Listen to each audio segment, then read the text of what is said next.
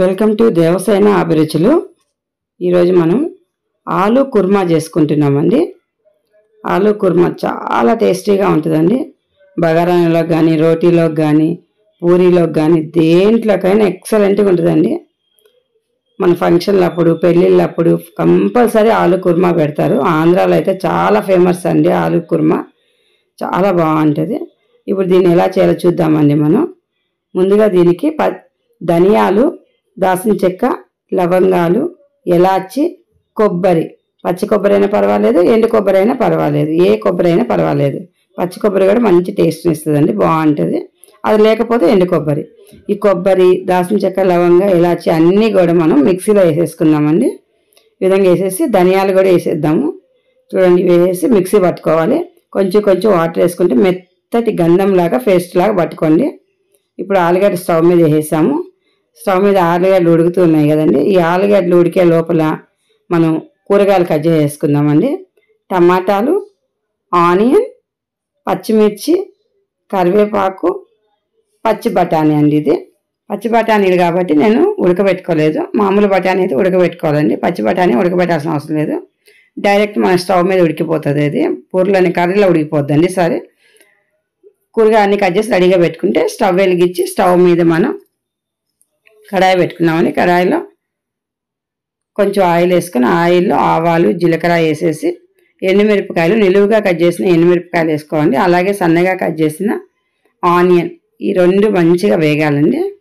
ఇవి బాగా వేగే వరకు వేపుకోవాలి. వేగడానికి మనం ముందుగా సాల్ట్ వేసేద్దామండి. సాల్ట్ వేసేస్తే త్వరగా వేగుతుంది కాబట్టి సాల్ట్ వేసుకోవాలి. అలాగే పసుపు ఒక స్పూన్ వేసుకున్నాము. ఇది కూడా కొంచెం వేగే వరకు వేపుకుందామండి. ఇవన్నీ కూడా మంచిగా ఒక్కొక్కటి వేసుకుంటూ వేపుకుంటూ ఉండాలి ఆలు కుర్మాలోకి. ఇప్పుడు మనం అల్లం వెల్లిగడ్డ పేస్ట్ అండి, ఫ్రెష్గా నూరిన అల్లం వెల్లిగడ్డ పేస్ట్ అని వేసుకోవచ్చు, ఇంట్లో ఉన్నదని పర్వాలేదు, ఒక స్పూన్ వేసుకోండి. అలాగే టమాటాలు, చిన్నవి అయితే ఒక 5 టమాటాలు వేసుకోండి. పెద్ద సైజు అయితే 3 సరిపోతాయండి.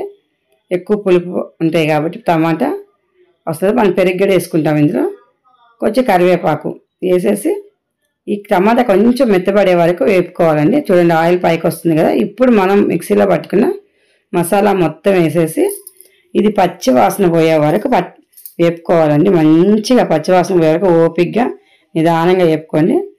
ఇది వేగుతూ ఉన్నప్పుడే మనము ఇందులో కారం కూడా వేసేసుకుందామండి. 1 చెంచా కారం వేస్తున్నాను. కారం వేసి మళ్ళీ మంచిగా వేపేసుకోండి. మసాలా మంచిగా పచ్చి వాసన పోయే వరకు వేపుకున్న తర్వాత ఇప్పుడు మనం బఠానీలు, మనం ఉడకబెట్టుకున్న క్యారెట్, ఆలు మరి మెత్తగా ఉడకబెట్టుకోవద్దండి. కొంచెం ఇదిగా ఉన్నప్పుడు తీసేసి మనం కర్రీలో వేసుకుంటే కర్రీలో కూడా కొద్దిసేపు ఉడుకుతుంది కాబట్టి చూసుకొని ఉడకబెట్టుకోండి.